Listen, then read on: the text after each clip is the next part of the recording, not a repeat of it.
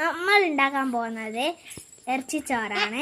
ഇറച്ചിച്ചോറിന്റെ സാധനങ്ങൾ ഞാൻ കാണിച്ചു തരാം. ഇതാണ് സാധനം: ഉള്ളി, അപ്പോൾ നമ്മൾ ഇത് അരച്ചതാണ്, ഇഞ്ചിയൊക്കെ അരച്ച്. ഇത് തക്കാളി, കറിവേപ്പില. അപ്പം നമ്മളെ ചട്ടിയിലുള്ളത് വെളിച്ചെണ്ണയും ഡാൽഡയാണ്. അപ്പോൾ നമുക്ക് അതൊക്കെ ഇതിലേക്ക് നമ്മൾ കല്ലുപ്പിടാൻ പോവാണ്. ഇതിലേക്ക് ഗരം മസാല, മുളക് പൊടി, മഞ്ഞൾപ്പൊടി, കറുവപ്പട്ട, മല്ലിപ്പൊടി, ഇത്രയും മസാലകളാണ് നമുക്ക് ആവശ്യമുള്ളത്. പട്ടയിലേക്ക് ഇടാം.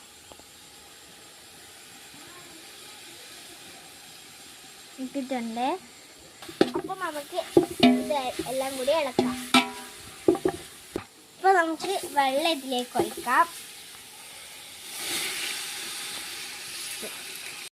ഇനി നമ്മൾ കഴുകി വെച്ച അരി നമുക്ക് ഇതിലേക്ക് ഇടാം. ഇനി നമുക്ക് കഴുകി വെച്ച ബീഫ് ഇതിലേക്ക് ഇടാം. നമ്മൾ ഇതിലേക്ക് ഇട്ടിട്ടുണ്ട്. ഇനി നമുക്കിത് അടിച്ചു വെക്കാം. ഇനി നമുക്ക് തേങ്ങ ചിരകാം. ഇപ്പം നമ്മൾ തേങ്ങ ചിരണ്ടി കഴിഞ്ഞിട്ടുണ്ട്. ഇനി നമ്മൾ തേങ്ങ ചിരണ്ടിയതിലേക്ക് ചെറിയ ഉള്ളി ഇടാൻ പോവാണ്. കുറച്ച് നമുക്ക് പെരുംജീരകം ഇടാം. ഇനി നമുക്ക് ജാറിലേക്ക് ഇടാം. നമുക്കിനി ഇതൊന്ന് അരച്ചെടുക്കാം. ഇതൊക്കെ നമ്മൾ അരച്ചെടുത്തിട്ടുണ്ട്. നമ്മളുടെ ഇറച്ചിച്ചോറ് റെഡിയാവാനായിട്ടുണ്ട്.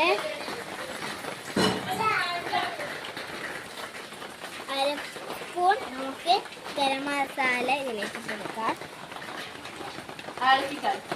അപ്പോൾ നമുക്ക് ഇളക്കാം.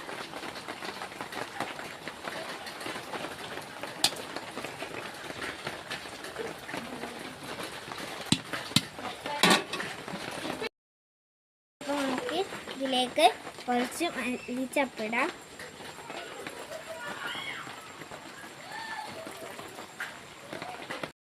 അപ്പം ഗൈസ്, നമ്മളുടെ ചോറ് റെഡി ആയിട്ടുണ്ട്.